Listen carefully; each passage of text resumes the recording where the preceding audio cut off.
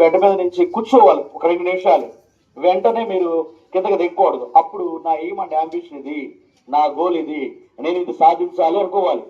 ఇప్పుడు కూడా నేను నిద్ర లేచిన వెంటనే ఆటోమేటిక్గా నాకు గుర్తొచ్చేస్తుంది నా ఎయిమ్ అంబిషన్స్ కొన్ని ఉన్నాయి, నేను అవి జ్ఞాపకం తీసుకుంటాను అనమాట, నెంబర్ వేసుకుంటా. ఆ తర్వాత మీరు బ్రేక్ఫాస్ట్ చేస్తారు కదా, అల్పాహారం తీసుకుంటారు కదా, ఓ ఇడ్లీనో దోశ తిరిగినప్పుడు ఆ ముక్క విరుచుకుని నోట్లో పెట్టుకునేటప్పుడు మళ్ళీ మీకు ఏం గుర్తు రావాలి?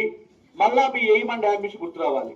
మధ్యాహ్నం చక్కగా భోజనం చేస్తారు కదా, ఇక్కడ చేసేటప్పుడు మళ్ళా అన్నం కలుపుకుని ముద్ద నోట్లో పెట్టుకున్నప్పుడు ఏం గుర్తు రావాలి మీకు? మళ్ళా మీ ఎయిమ్ అండ్ అంబిషన్ గుర్తు రావాలి. తర్వాత మళ్ళీ ఇప్పుడు నైట్ భోజనం చేస్తారు కదా, భోజనం చేసేటప్పుడు కూడా సేమ్ ప్రాసెస్.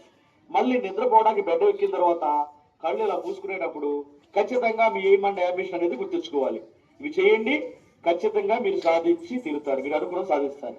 ఓకే, నేను చెప్పిన అంశాలన్నింటినీ కూడా మీరు చక్కగా విన్నారని నేను నమ్ముతూ వాటిని ఉపయోగించుకుంటారని, తర్వాత మీ ఖాళీ ఉన్న వ్యక్తులు తీసుకుంటారని, అవకాశం ఉన్నప్పుడు చిక్చాట్గా ఒకరి మీద ఒక కులుజోకులు వేసుకోకుండా వేరే వాళ్ళని అవమానపరిచి మనం నవ్వుకునే విధానం కాకుండా ఇలాంటి మాలాంటి పెద్దలు వచ్చినప్పుడు వాళ్ళు ఏ విషయాలు చెప్పారో ఆ విషయాలను మళ్ళీ మీరు డిస్కస్ చేసుకుంటా ఉంటే మీ మెమరీ పెరుగుతుంది, మైండ్ షార్ప్ అవుతుంది.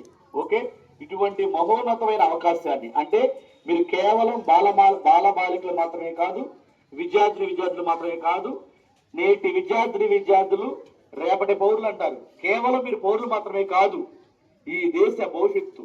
మీరందరూ కూడా ఈ దేశ భవిష్యత్తు. ప్రియమైన ఈ దేశ భవిష్యత్తుకి కారణభూతులవుతున్న మీ అందరికీ మా మాటలు విన్నందుకు మీ అందరికీ హృదయపూర్వక ధన్యవాదాలు తెలియజేసుకుంటూ ఈ యాజమాన్యానికి, పాఠశాల యాజమాన్యానికి, అదేవిధంగా టీచర్స్ అందరికి కూడా ఈ సందర్భంగా హేలాపురి బాలోత్సవం తరఫున హృదయపూర్వక ధన్యవాదాలు తెలియజేసుకుంటా ఉన్నాను. Thank you very much. Thank you.